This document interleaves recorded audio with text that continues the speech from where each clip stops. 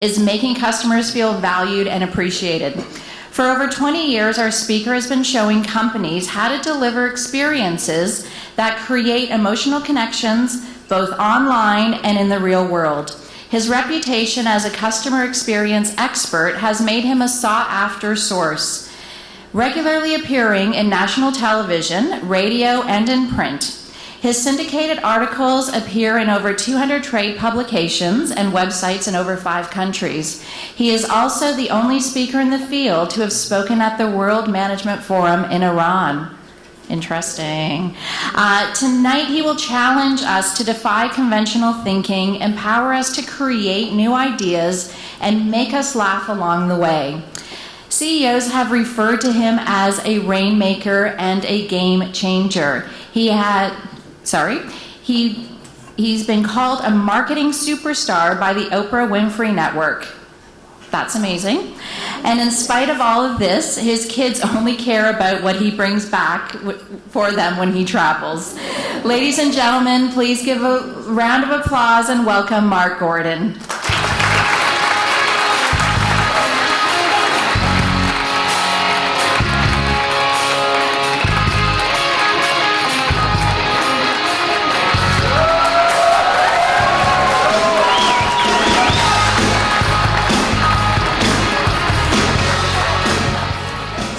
Chmse in the house! I have to tell you, I got a call the other day. They warned me this was the rowdy group. Yeah, and to make matters worse, they had me speak to you after they've opened the bar. Not smart, not smart. So I want to do a quick thank you to each and every one of you in the hotel industry. Because of your continued generosity over the last number of years, I have saved myself hundreds of dollars by not having to buy my own soap and shampoo. Thank you, thank you. So we got a lot of travelers in the house. Yeah, you're on a lot of planes, you're zipping around one city to another, you stayed in your fair share of hotels, some of them not even your own.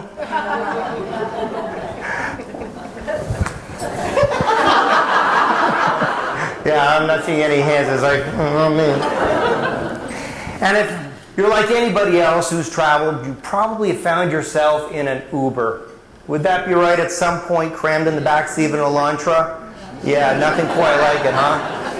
But you know, as unique a business model as Uber is, it actually has a lot in common with the hotel industry. You see, the hotel industry, your guests put their safety and well-being in your hands. They want to know that when they're asleep in their bed in one of your hotels, they are as safe and secure as in their own bed, in their own homes. They want an experience that is equal to or perhaps even greater than what they get at home, which would explain why so many business travelers leave their spouses at home. It's only half an hour, ladies and gentlemen. It's all right. But you know, Uber, it's the exact same thing. When you take an Uber, you put your well-being and your safety in the hands of a multinational corporation. And it all comes down to one individual who may or may not have his license. But your expectations are different, right? When you stay at a hotel, your expectations are one thing. But when you travel with an Uber, your expectations are, well, they're lower. I think it's fair to say they're lower than when you stay at a hotel. You're not expecting the pool, the spa, the amenities. Really, if you can get out of an Uber at the end of the ride without the help of an EMS worker, your expectations have been met. It's pretty good. And yet, in spite of that, we still take it. In fact, not only do we take it, but those of you with teenagers, I have a 15-year-old daughter, what do? We set them up with the app as well, right? Yeah, I see a lot of heads nodding. It's amazing. You give Uber to a teenager, you install the app on their phone, and they feel so empowered. They can go anywhere and do anything. But what they don't realize is when we give them that app, what we're saying is this. If you're in a situation you're not comfortable in, if you feel your safety is at risk, if you just want to come home, don't call me. It's late, I'm sleeping. Instead, call a stranger, get into their car, and give them your home address.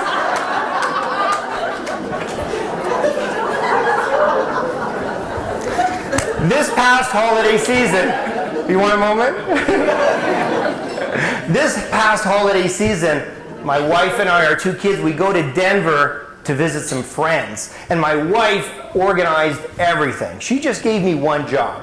One job. My job was to get us from Denver International Airport to the hotel in downtown Denver, a 45-minute car ride. That's all I had to do. Sounds pretty easy. I knew it was easy. So we arrive at the hotel, we get our luggage, we're walking towards the exit. My wife lovingly turns to me and asks, "So where do we pick up the limo?" I say, "A limo? There's no stinking limo. We're getting Uber." 18 years of marriage. All the love, the respect, the admiration that two people have.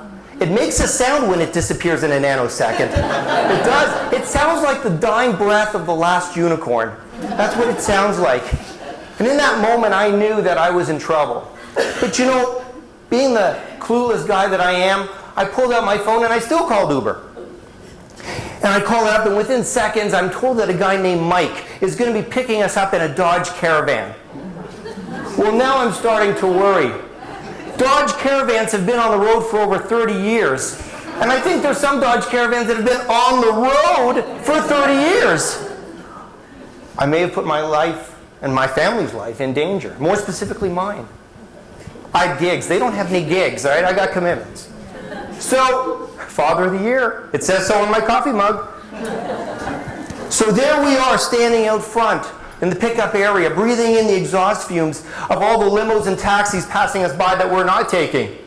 And then out of the corner of my eye, I see a shiny black Dodge Caravan slowly approaching us. The sun is glistening off the deep, rich paint, immaculately clean, tinted windows, chrome wheels.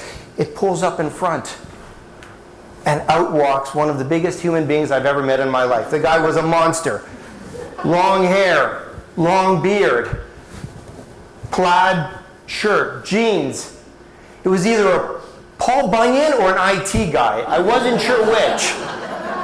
He gets out and he walks right up to me. And he says, "Welcome to Denver! I'm Mike the Uber driver." You okay? I'm okay, thank you. And I'm thinking, this guy, you okay? Yeah. The bar's still open. And I'm thinking, this guy is just way too excited to be driving other people around. But I am impressed. This is one clean vehicle. He takes our bags and gently places them into the back. He opens the side door. My wife and kids hop in the back. I hop in the front. He gets in. We drive off. No sooner do we start moving, he turns to us and asks, "So, where are you folks from?" We say, "Toronto." He says, "Toronto? Wow, that's a long flight. You guys must be hungry." And he reaches down between the driver's seat and the passenger seat and opens up a cooler. And inside the cooler is basically a little 7-Eleven. There's water and juice and pop and chocolate and candy and chips. There was a bag of doggy treats. There was a bottle of Advil. Everything was in here. He says, "Help yourself." So everybody takes something. Then he turns to my kids. He says, "You guys like music?" They say, "Sure." So he hands them an iPad. And on this iPad is every song recorded since the dawn of time, recorded by genre and artist. And it's wirelessly connected to the sound system of the van. So now my kids are sitting there, eating chocolate, drinking pop, listening to music. I'm looking around. The vehicle is absolutely immaculate. Tan, plush leather seats. It still has that new car smell.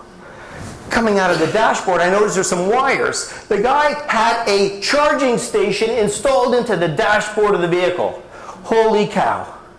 We're driving along the highway, and it's just like a dance. We're weaving gently between slower vehicles, hopping over speed bumps magically. It's like we're in a land speeder. We're just gliding through this city. It's incredible. As we pass monuments, he points them out and gives us a brief history of the city of Denver and the state of Colorado. And in no time at all, we arrive at our destination. He lets us out, gives us our bags, tells us to have a wonderful stay in Denver. Thank you for using Uber. And he drives off.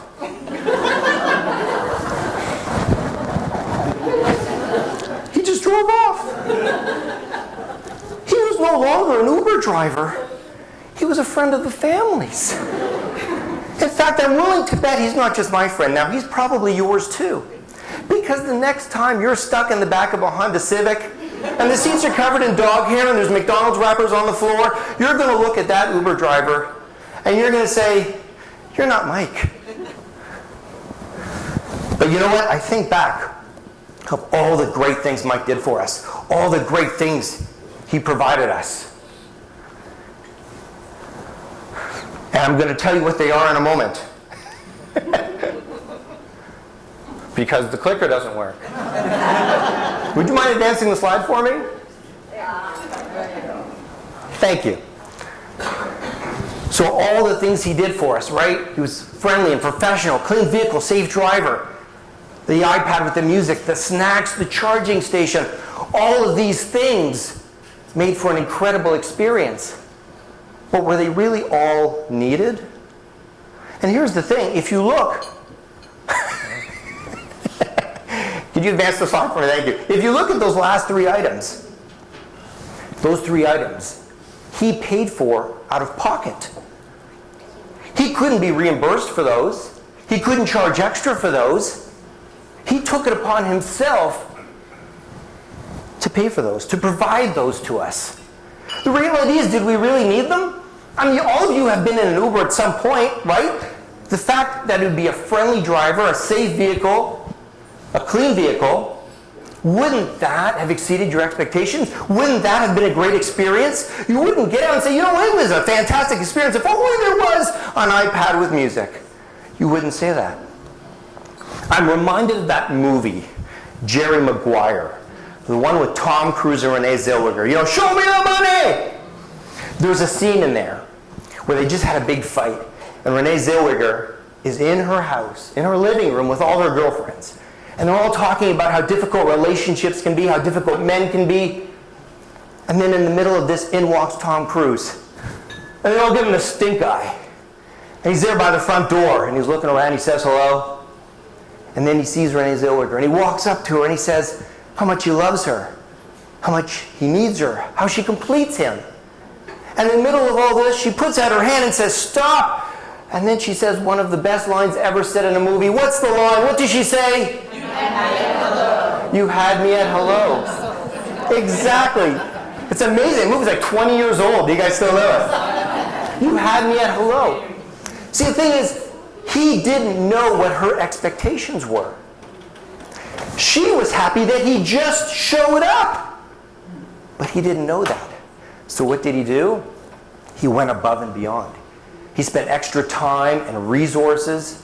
Sound a little familiar? He spent time and resources trying to wow her when all he had to do was just show up. That's what Mike the Uber driver did.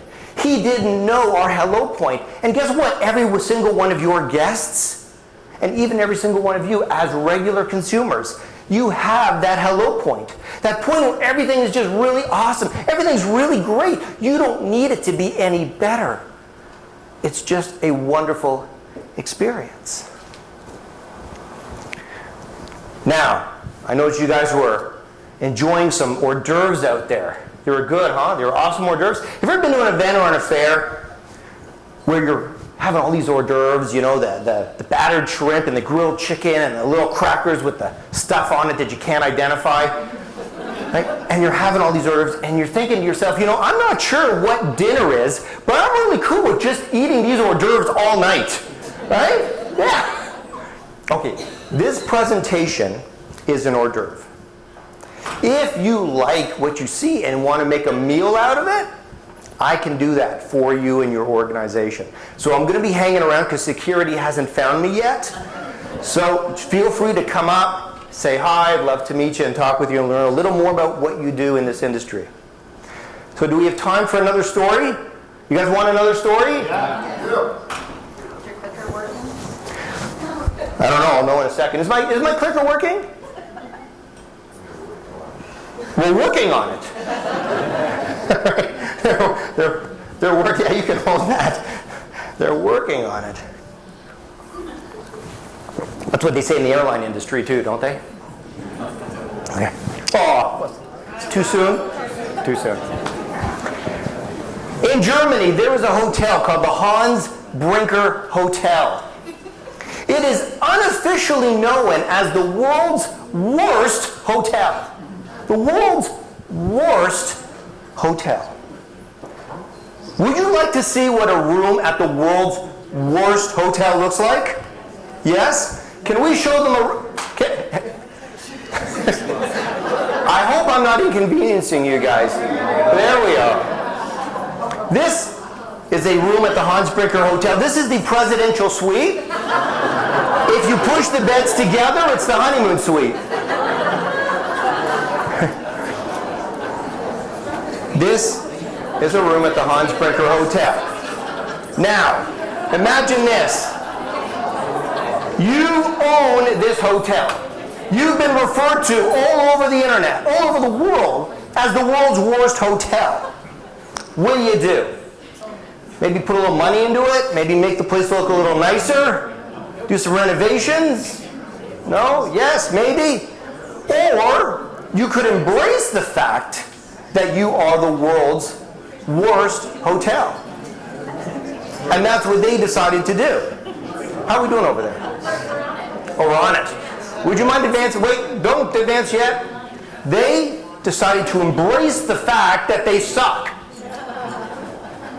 And they created an entire campaign built around this concept. Let's show them an ad from the Hans Brinker Hotel.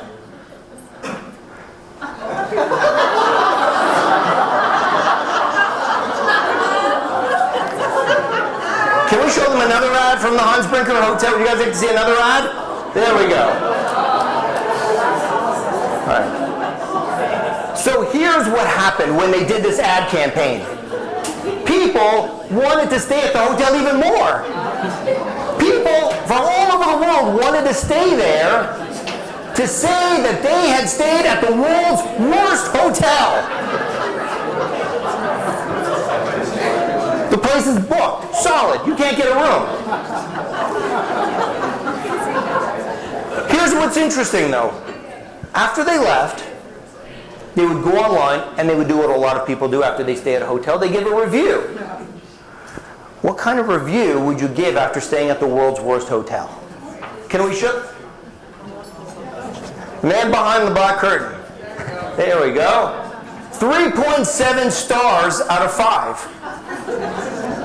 Not too bad. Someone said, yeah, it's pretty good. That is pretty good for the world's worst hotel. Why?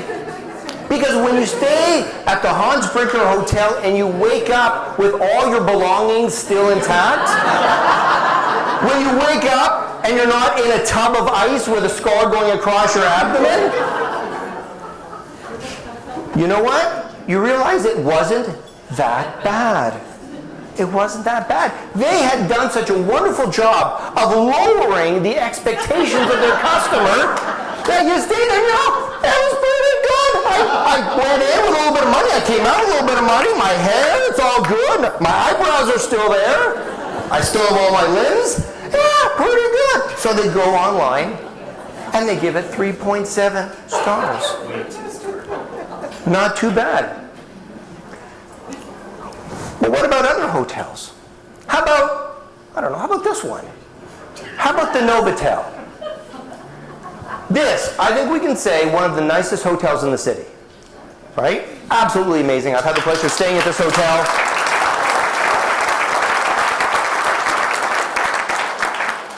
How many stars do you think the Novotel has?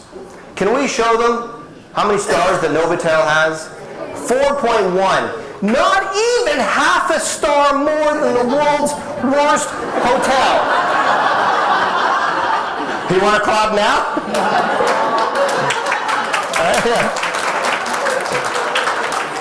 What is wrong with this? All right, what is wrong with the Novotel having less than half a star more than the world's worst hotel? Let's do a quick look here.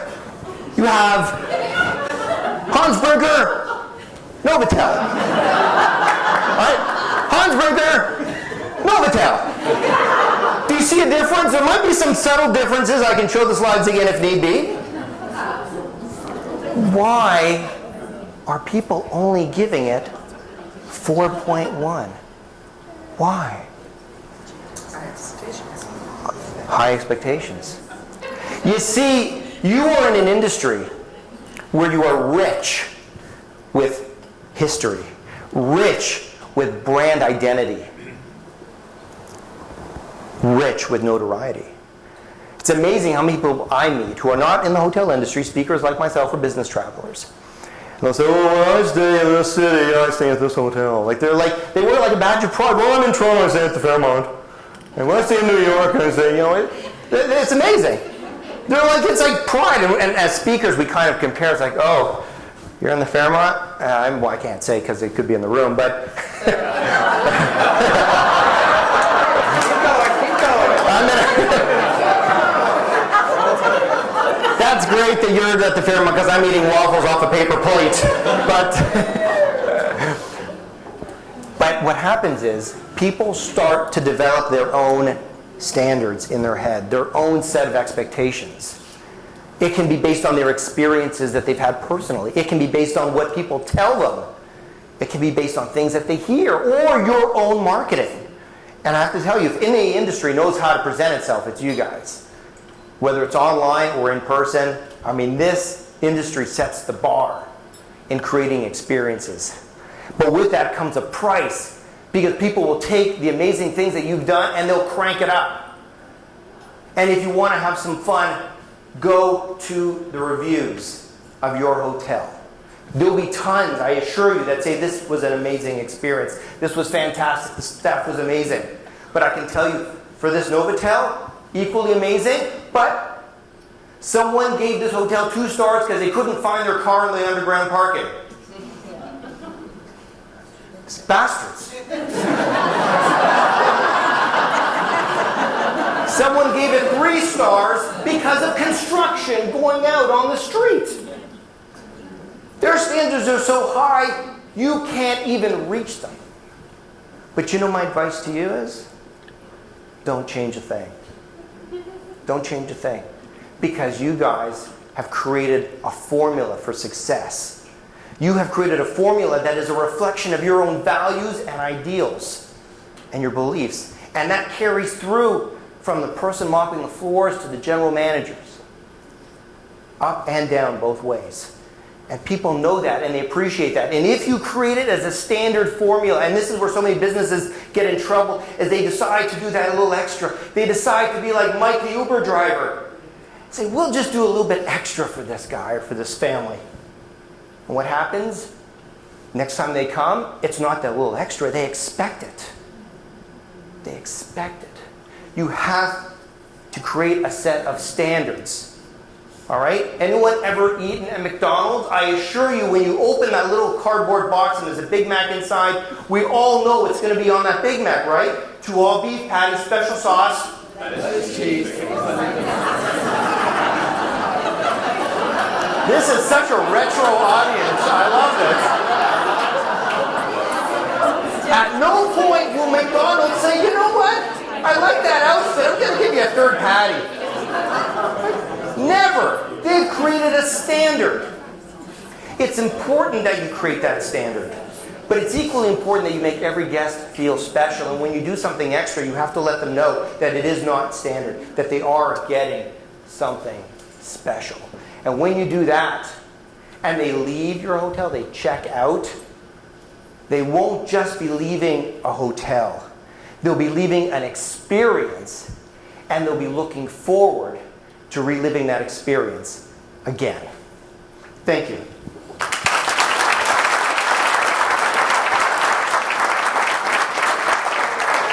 Thank you. Marc, on behalf of all of us, thank you so much for being here. And I have to share with you all, Marc typically does this chat for about 90 minutes to 2 hours, and sometimes for half a day. And when I asked him to come... Well, that's 3 hours. Half a day, 3 hours, right? But when I asked him to come and speak to us, and that it needed to be short and sweet, he was like, how much time do I have? I'm like, 25 minutes. He's like, could I get 30 or 35? And I'm like, no. And you did a brilliant job in the 30 minutes. So thank you so much for sharing with us and sharing your fun experiences. You're welcome.